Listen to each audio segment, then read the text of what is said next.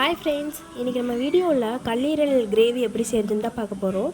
இது சப்பாத்திக்கு சூப்பரான காம்பினேஷன். வாங்க எப்படி செய்யணும். ஆசீர்வாத் ஆட்டை 1/2 கிலோ எடுத்திருக்கேன். இதை ஃபஸ்ட்டு நம்ம பிணைஞ்சிக்கலாம்.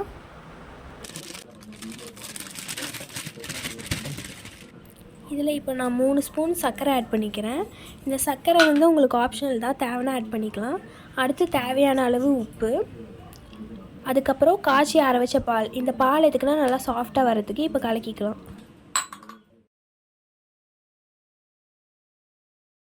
இதில் இப்போ நம்ம கொஞ்சம் தண்ணி ஆட் பண்ணி நல்லா பிசைஞ்சு எடுத்துக்கலாம். பாருங்கள், இந்த மாதிரி நல்லா பிசைஞ்சு எடுத்துக்கோங்க. இந்த சப்பாத்தி வந்து பிசைஞ்சதும் செய்யக்கூடாது. இந்த சப்பாத்தி நல்லா ஊறட்டும், அதுக்குள்ளே நம்ம கிரேவி செஞ்சுட்டு வந்துடலாம். நம்ம கல்லீரல் கிரேவி செய்கிறங்காட்டிக்கு கல்லீரல் எடுத்திருக்கேன், நல்லா க்ளீன் பண்ணி. இதை நான் வெட்டுற சைஸ்லேயே வெட்டிக்கோங்க, அப்போ தான் கொஞ்சம் நல்லா வேகும். இந்த மாதிரி குட்டி குட்டியாக வெட்டிக்கலாம் எல்லாத்தையுமே.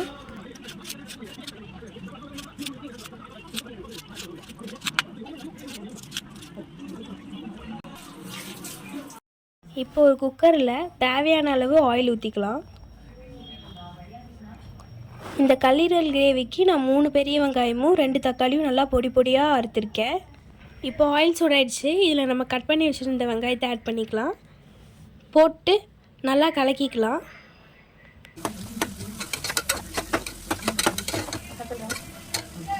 இந்த ஸ்டேஜில் தேவையான அளவு உப்பு போட்டு நல்லா கலக்கிக்கலாம்.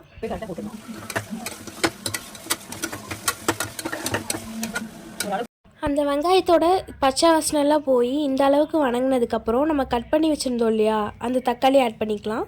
ஆட் பண்ணி நல்லா வதக்கிக்கலாம்.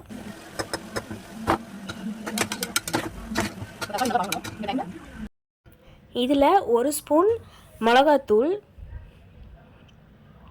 அப்புறம் பிளாக் பெப்பர், இது 1 ஸ்பூன். இது நான் வீட்டிலே அரைச்சி வச்சுப்பேன். வெளியே கடையில் வாங்கினா அவ்வளோ டேஸ்ட் இல்லை. நான் வீட்டிலே அரைச்சி ஸ்டோர் பண்ணி வச்சுப்பேன்.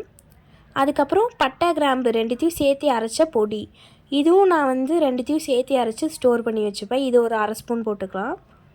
அதுக்கப்புறம் மஞ்சத்தூள், இது ஒரு 1/2 ஸ்பூன். அதுக்கப்புறம் ஜிஞ்சர் கார்லிக் பேஸ்ட், இதுவும் நான் அரைச்சி ஸ்டோர் பண்ணி வச்சுப்பேன். இதையும் ஒரு 1/2 ஸ்பூன் போட்டுக்கலாம். போட்டு நல்லா வதக்கிக்கலாம்.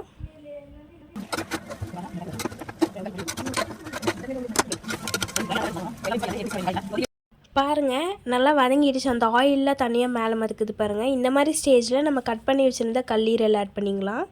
ஆட் பண்ணி நல்லா கலக்கிக்கலாம்.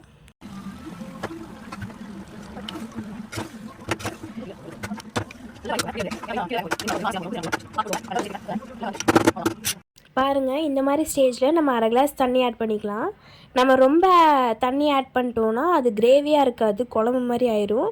ஸோ கொஞ்சம் தண்ணி பார்த்து அளவு ஆட் பண்ணிக்கோங்க. இப்போது நம்ம குக்கர் மூடி நல்லா 5 விசில் விட்டுக்கலாம். இப்போ நம்ம 5 விசில் விட்டாச்சு. வாங்க இது எப்படி வெந்திருக்குன்னு பார்க்கலாம். இப்போ பாருங்கள், இப்படி உடச்சுட்டோ உடையணும். இது நல்லா வெந்திருக்கு. இப்போ வாங்க நம்ம போய் சப்பாத்தி சுடலாம்.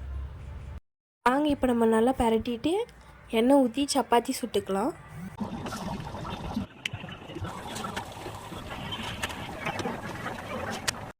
இப்போ வாங்க நம்ம பிளேட்டிங் பண்ணிக்கலாம். சப்பாத்தி இதில் நாங்கள் பெரிய வெங்காயத்தை பொடி பொடியாக வெட்டி ஆட் பண்ணிப்போம். ஏன்னா இந்த பெரிய வெங்காயம் இல்லாமல் யாரும் சாப்பிட மாட்டாங்க. அதுக்கப்புறம் நம்ம செஞ்சு வச்சுருந்தோம் இல்லையா அந்த ஈரல் கிரேவி, இந்த சப்பாத்தி ஈரல் கிரேவி, இந்த காம்பினேஷன் ரொம்ப சூப்பராக இருக்கும். அவ்வளோதான், நம்மளோட ஈரல் கிரேவி சப்பாத்தி ரெடி.